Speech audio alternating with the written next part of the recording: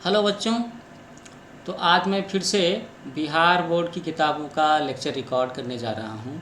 तो आज मैंने अपने हाथ में किताब उठाया है बिहार बोर्ड के 8वीं क्लास के बच्चों की किताब, अंग्रेजी की किताब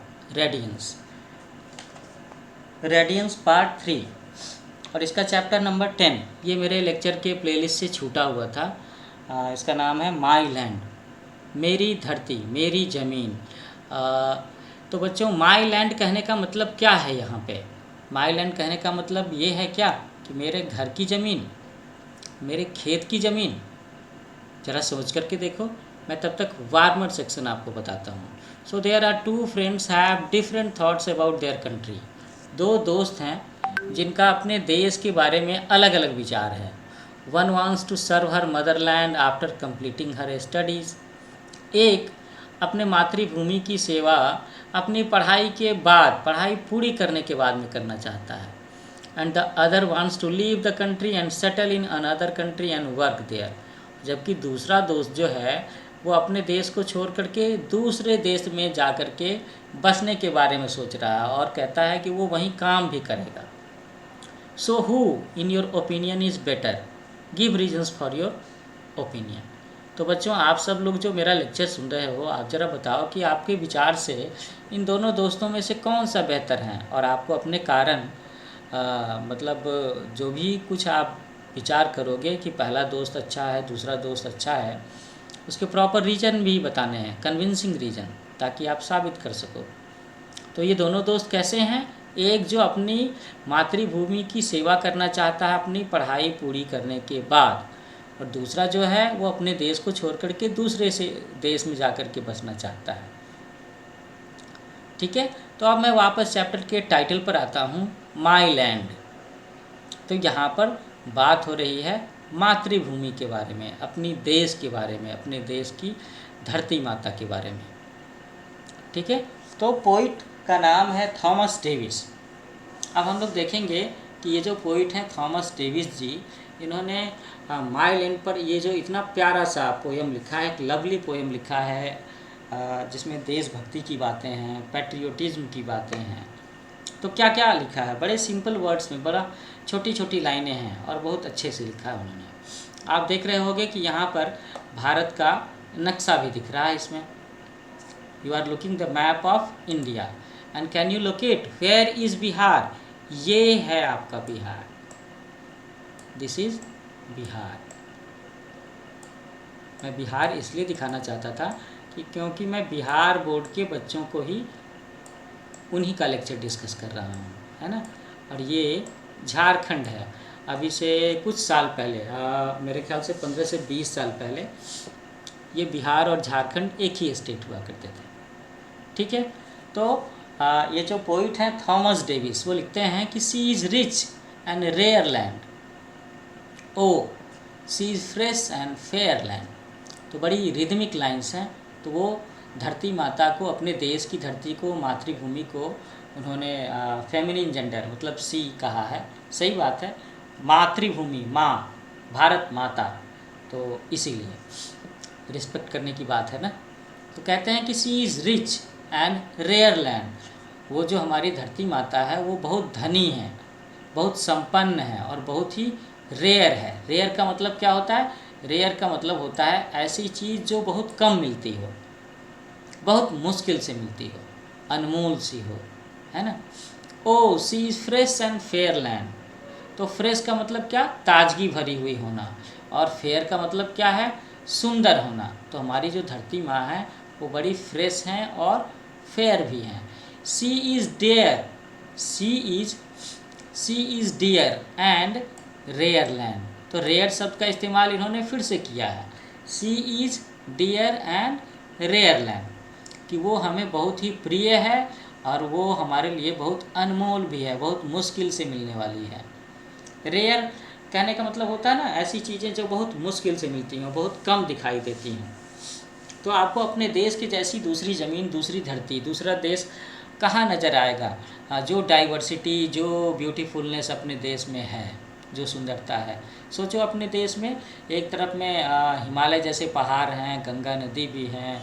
अपने देश का 3 हिस्सा जो है, 3 तरफ से पश्चिम की तरफ से, पूरब की तरफ से और दक्षिण की तरफ से समुद्र से घिरा हुआ है ना। यहाँ पर इसमें देश में जंगल भी हैं, रेगिस्तान भी हैं, नदियाँ भी हैं, है ना। मेघालय जैसा एक स्टेट भी है जहाँ सालों भर बारिश होती है। राजस्थान जैसा स्टेट भी है जहाँ रेगिस्तान है, वहाँ बारिश ही नहीं होती। तो इसीलिए कहा है ना कि हमारी जो धरती माँ है वो बड़ी रेयर, बहुत ही स्पेशल लैंड है। So this native land of mine, ये जो धरती है जहाँ मैं रहता हूँ, जहाँ का मैं निवासी हूँ। No man than hearts are braver, her women's hearts never waver. तो no man than hearts are braver, यहाँ पर कैसे कंपेरिजन किया गया, कैसे कंपेयर किया गया कि अपनी देश की जो मातृभूमि है उसके बारे में। तो कोई भी आदमी अपनी देश की मातृभूमि से ज़्यादा बहादुर नहीं है, कोई भी पुरुष, और कोई भी महिला का हृदय अपने देश की मातृभूमि से ज़्यादा शर्मिला, संकोच वाला नहीं है। I would freely die to save her and think my lord divine. ये बड़ी स्पेशल बात लिखी है, ये वाली बात। I would freely die to save her, कि मैं खुशी से उसे बचाने के लिए अपनी जान दे दूंगा, क्योंकि वो बहुत ही पवित्र है, वो बहुत ही दिव्य है, ऐसा मेरा सोचना है। ये कहा है कवि ने।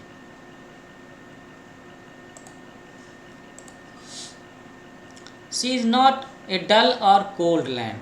डल समझते हो ना आप, डल किसे कहते हैं? डल मतलब बिल्कुल ही जो स्थिर हो, जिसमें कोई स्पार्क ना हो, कोई ब्राइटनेस ना हो, कोई सुंदरता नहीं हो, कोई एक्टिविटी नहीं हो। तो हमारी धरती माँ ऐसी है क्या भारत की ज़मीन? नहीं। सी इज़ नॉट ए डल और cold land, no she is warm and bold land. तो कितनी प्यारी बात लिखी है कवि ने कि she is warm and bold land. Warm होने का मतलब है जिसमें गर्मजोशी होती है, जो एक्टिव होती है ना। तो हमारी जो धरती माता है, भारत की जो भूमि है, वो वार्म है, गर्मजोशी से भरी हुई है, बोल्ड है। O she is true and old land, वो एक सच्ची है, सच्चाई से भरी हुई धरती माता है और बहुत पुरानी धरती माता है। मतलब हमारा जो देश है भारतवर्ष, वो कितने साल पुराना है, कितने साल पुराना इतिहास है इस देश का, सोच करके देखो ज़रा। आपने हिस्ट्री की किताब में भी पढ़ा होगा। O she is true and old land, this native land of mine. तो फिर से कवि कहते हैं कि ये जो मेरी धरती माँ है, अपने देश की मातृभूमि है, ये सच्चाई से भरी हुई है और इसका बहुत ही पुराना इतिहास रहा है। वही देश जो मेरे देश की धरती है, मेरे देश की ज़मीन है, ऐसा कहते हैं कवि। अभी कुछ और लाइंस बची हुई हैं मुझे लगता है। Could beauty ever guard her and virtue still reward her. तो क्या लिखा है यहाँ पर? लिखा है could beauty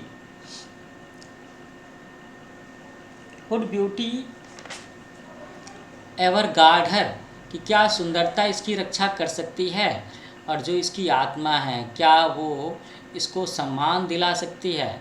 no foe would cross her border. Foe इसका मतलब होता है दुश्मन, कि कोई भी विरोधी, कोई भी दुश्मन हमारे देश की धरती माता के बॉर्डर को क्रॉस न कर पाए। No friend with in it fine. और इस देश में रहने वाले जो भी मेरे दोस्त हैं, जो भी मित्र हैं, परिजन हैं, बंधु हैं, कोई भी कभी भी उदास ना हो, कभी भी दुखी ना हो। तो एक्चुअली में ये जो 4 लाइन्स है, ये कवि की मनोकामना है, उसकी विश है कि वो क्या चाहता है अपने मातृभूमि के बारे में, अपने देश के बारे में, कि could beauty ever guard her, कि सुंदरता इसकी हमेशा बनी रहे, उसकी आत्मा का सम्मान, उसकी इज्जत प्रतिष्ठा हमेशा बना रहे, है ना। कोई भी दुश्मन कभी भी हमारे देश के बॉर्डर को, सीमाओं को क्रॉस न कर पाए, आक्रमण न करे, और कोई भी दोस्त जो भी हमारे इस देश में रहते हैं, परिजन, रिश्तेदार, मित्र, वो कभी भी दुखी ना हो। O she is fresh and fair land, O she is rare and true land, yes she is a rare and fair land, this native land of mine। तो ये 4 लाइनें फिर से दोहराया है कवि ने, ये फिर से याद दिलाने के लिए, बताने के लिए, क्या बताने के लिए कि ये जो हमारी धरती माँ है वो कितनी फ्रेश और फेयर है, कितनी रेयर है, कितनी सच्चाई से भरी हुई है, कितनी अनमोल है ना, कितनी बेशकीमती है और बहुत मुश्किल से मिलने वाली चीज़ है, कितनी सुंदर है। और ये जो हमारी धरती माँ है ये हमारी मातृभूमि है। और आप इस चित्र में देख रहे होंगे कि कैसे एक किसान अपनी पत्नी के साथ में खड़ा है और ये लोग खेत में खुशी खुशी से काम कर रहे हैं। तो ऐसा लग रहा है ना कि ये दोनों मिल करके अपने देश की, अपने मातृभूमि का गुणगान कर रहे हैं। तो ये जो कविता है एक्चुअली में ऐसी ही कविता है, हाँ, कि इन चीज़ों का गुणगान करने वाली, अपनी मातृभूमि की पूजा करने वाली, अपनी मातृभूमि की विशेषता को बताने वाली, ये पैट्रियोटिज्म, देशभक्ति से भरी हुई कविता है। ठीक है ना बच्चों?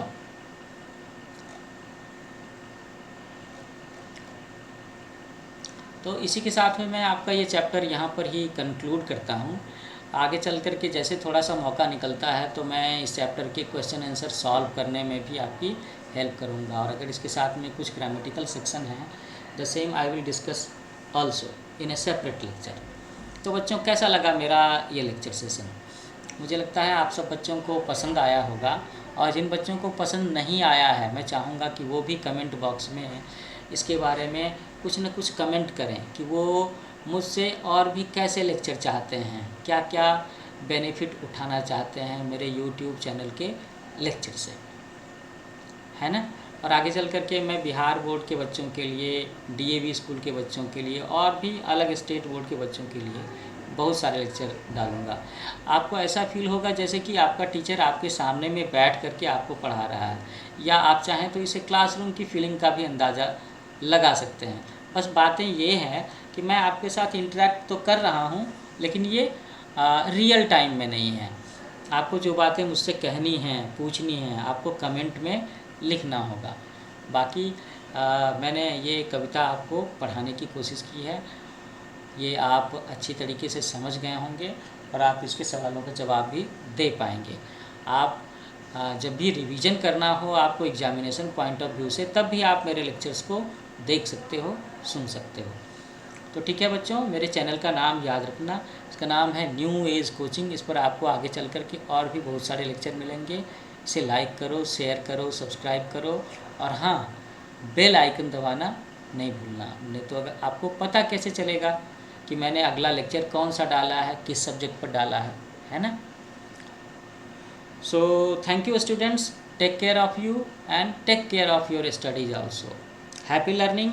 हम लोग फिर मिलते हैं।